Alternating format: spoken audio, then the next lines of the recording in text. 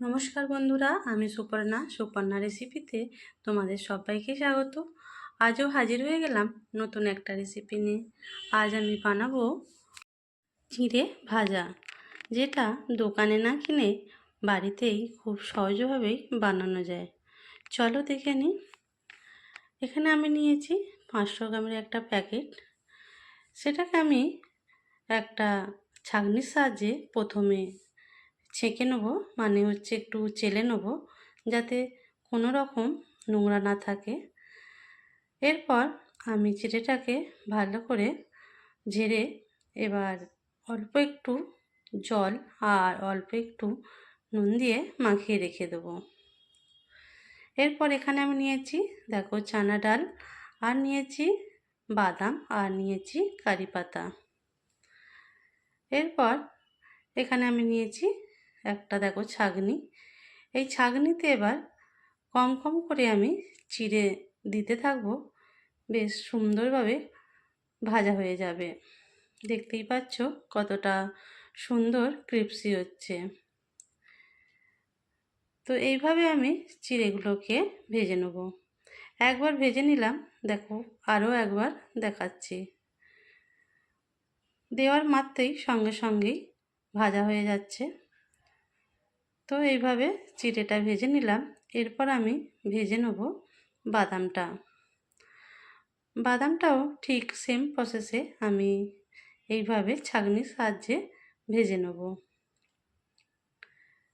এটা সকালে চায়ের সঙ্গে কিংবা এমনি মুখে, বিকালে চায়ের সঙ্গে এমনি মুখেও খেলে কিন্তু ভীষণ ভালো লাগবে।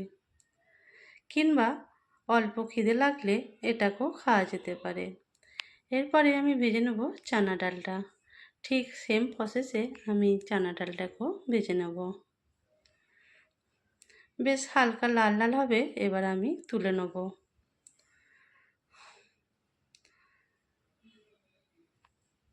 চানা ডালটা ভাজা হয়ে গেছে, দেখো এবার আমি কারি পাতাগুলোকে ভেজে নেব।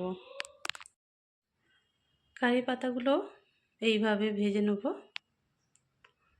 তো কারি পাতাগুলো ভাজা হয়ে গেছে, দেখো এবার একসঙ্গে সব রেখে দিলাম। এবার এখানে আমি একটা মশলা তৈরি করব। নিলাম কালা নমক, আর নিয়েছি আমচুর পাউডার, লাল লঙ্কার গুঁড়ো, আর দিয়ে দেবো অল্প একটু হিং।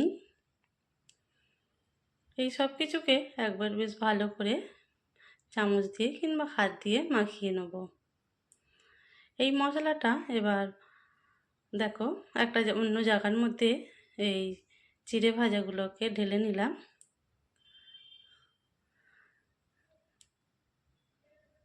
ভালো করে সব কিছুকে মাখিয়ে নেব।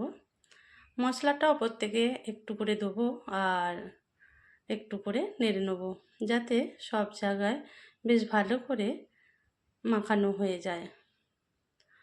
মশলাটা যেন সব জায়গায় মিশে যায়। তো হালকা হাতে এইভাবে দেখো মাখিয়ে নেব মশলাটা। দেখতেই পাচ্ছ কতটা ক্রিস্পি হয়েছে, ভীষণই সুন্দর খেতে হয়।